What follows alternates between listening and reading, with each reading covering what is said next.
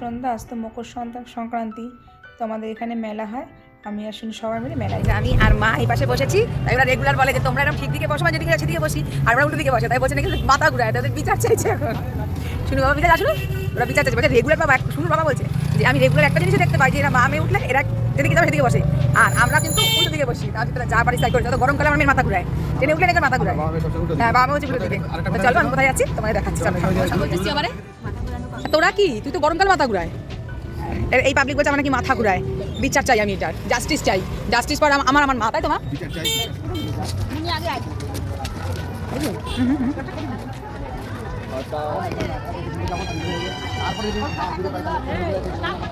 আসো।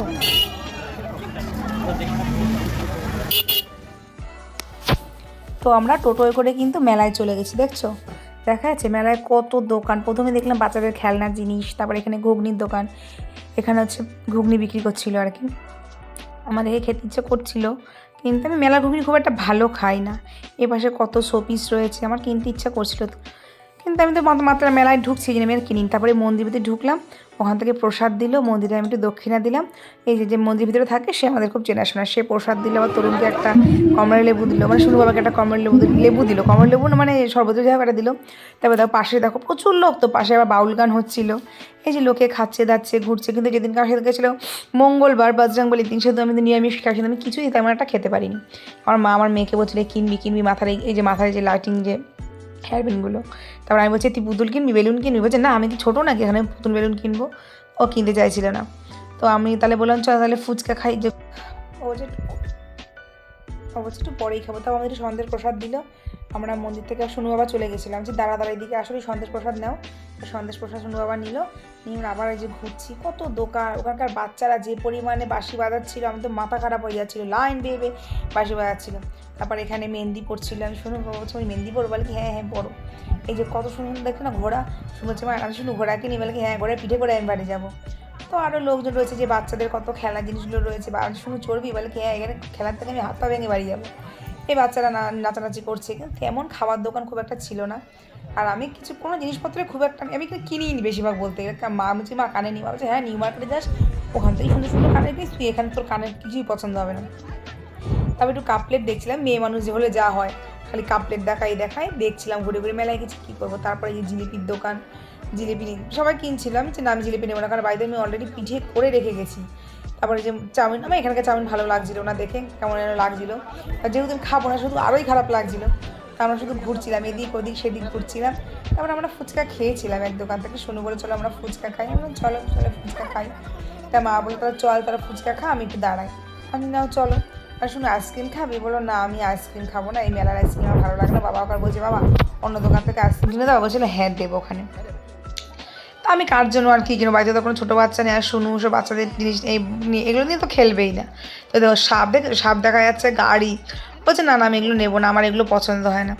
আমি তাহলে চল কিছু যখন নিবি না। আর আমার মেলার মধ্যে এত আওয়াজ আমার যেন কেমন লাগছিলো। তা আমি দেখছি শুনুকে জিজ্ঞাসা শুনুন এটাই টিফিন পেন্সিল বক্স নিবি? শুনুন এটা নিবি? বলে কি আমি এখানে বাচ্চা আছে, এই পেন্সিল বক্স বাড়ি অব্দি নিয়ে যেতে যেতে ভেঙে যাবে, আমি কিছু নেবো না। তুমি চলো ওদিকে চলো, আমরা ফুচকা খাই দিয়ে। বললাম চল। তাহলে চুড়িটা আনছি, যে প্যাচার চুড়িগুলো 10 টাকা করে। তারপরে হেডফোন রয়েছে, অনেক খেলনা জিনিস ছিল। ও বলে আমি কি এখন সেই ছোটোটুকু আছি যে আমি তোমার সেই খেলনা জিনিসগুলো নিয়ে খেলতে পারবো? বললাম তাহলে চল দেখি তাহলে কী কিনবো। বলে না আমি কিছু খাবো না, আমার এখানে কিছু খেতে ভালো লাগছে না। তারপরে আমি এখানে আসলাম, অনেক ব্যাগের দোকান, বাচ্চাদের গুনগুনির দোকান। তারপরে একজনের সঙ্গে দেখা হলো, ওর সঙ্গে দাঁড়িয়ে একটু খানিক্ষণ কথা বললাম। আর ঘুরছি মেলার মধ্যে, এদিকে যাচ্ছি ওদিকে যাচ্ছি, কিছুই তো পছন্দ না, কিছু কেনারও নেই। আর কিছু আমি দেখলাম এই যে এই ফুলের ঝুড়িটা আমার খুব পছন্দ হচ্ছিলো। শুনো বাবা বলো না এখন কেনার দরকার নেই, আমার বাড়িঘর অত সুন্দর না যে ফুলের ঝুড়িগুলো, যে ফুল ঝুলে ঝুলে থাকে যে সেইগুলো। যে না নিতাম না, তা ছাড়ো। তারপর বলে চলো ফুচকা খাই। চলো ফুচকা খাই। তা ফুচকার দোকান দাঁড়িয়ে আছি, ফুচকা দাদা আলু মাখছি। এত ঝাল দিয়েই ফুচকা দাদা আলু মেখেছে যে আমি তো খেতেই পারিনি। তারপরে আমি এক দোকানে এসে পাপড়ি চাট নিলাম, যে এই দাদা পাপড়ি চাট বানাচ্ছে। আমাকে পাপড়ি চাট তেমন পাপড়ি চাটটা টেস্ট হয়নি।